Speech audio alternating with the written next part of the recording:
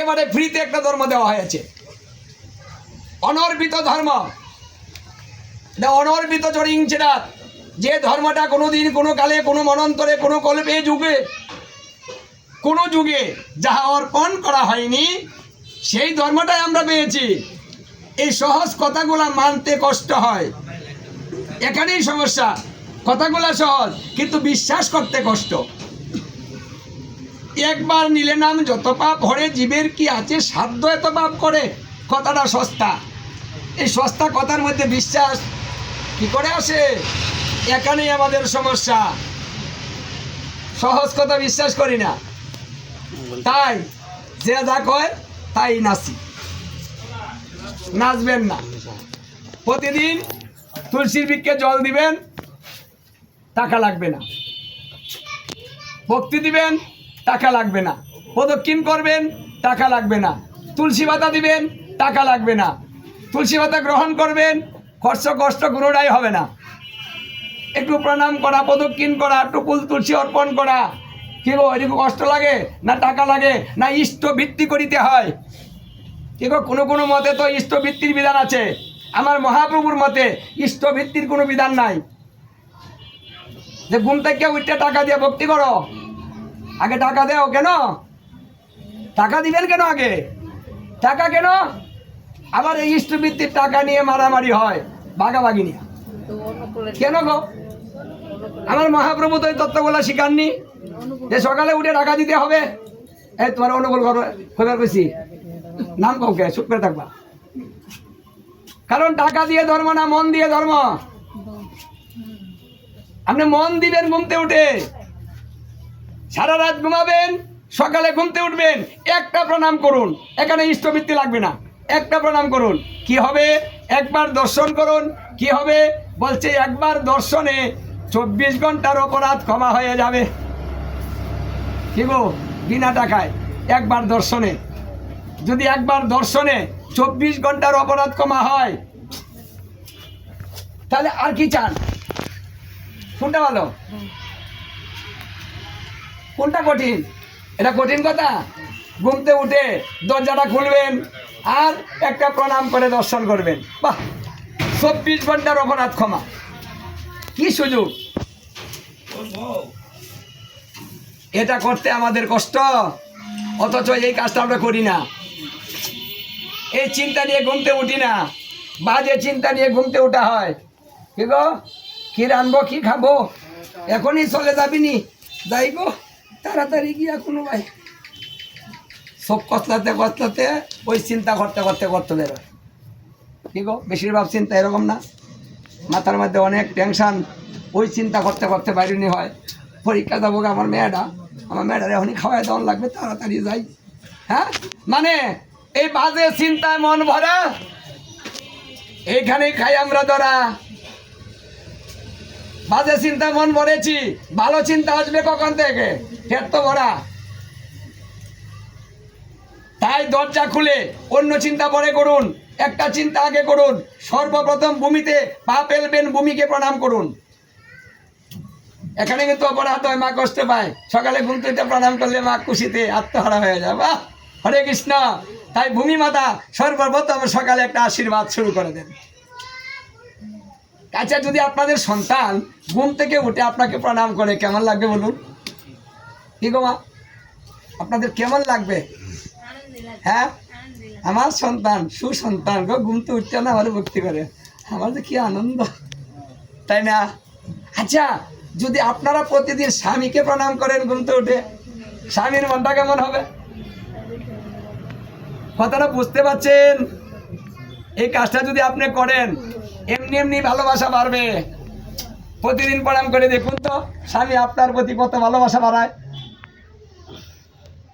তাহলে কি হয়? বলছে তার যদি কোনো অপরাধ থেকে থাকে, সকালে ঘুমতে উঠে প্রণাম করার সঙ্গে সঙ্গে সে অপরাধগুলা কেটে যায়। দেখুন, একটা সহজ তত্ত্ব। আপনি কি বলবেন?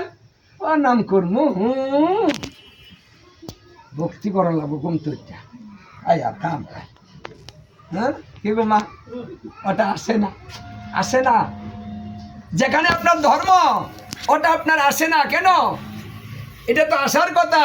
সন্তানকে এই তত্ত্ব শিক্ষা দেন। ধর্মটা কিন্তু কঠিন নয়, সহজ।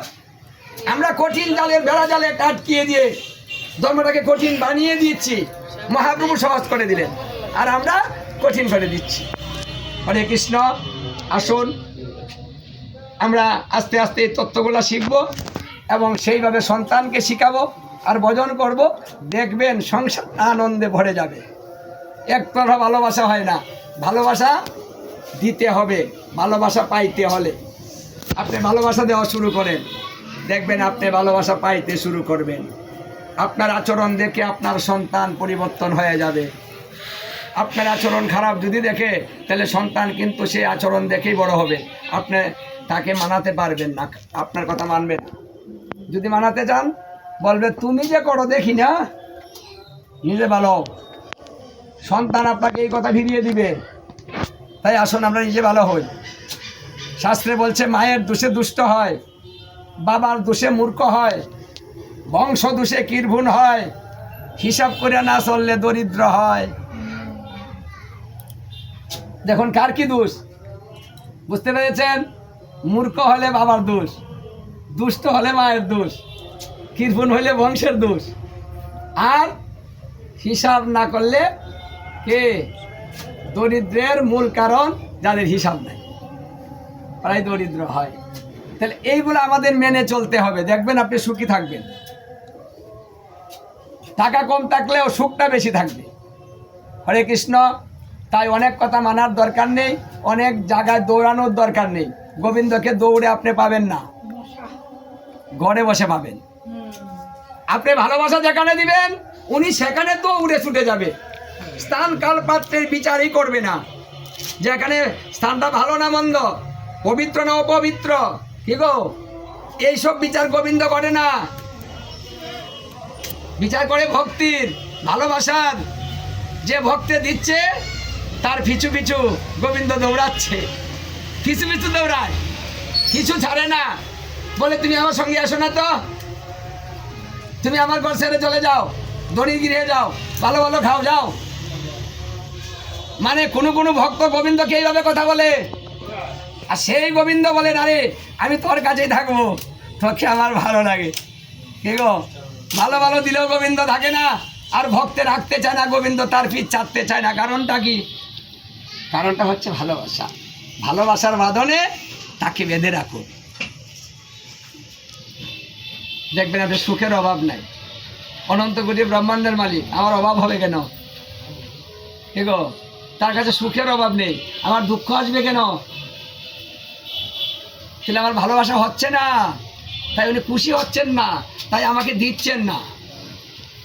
তাকে খুশি করুন, ভালোবাসা বাড়ান। এইভাবে আমরা সুদুর্লভ মনুষ্য জন্ম সার্থক করতে পারি।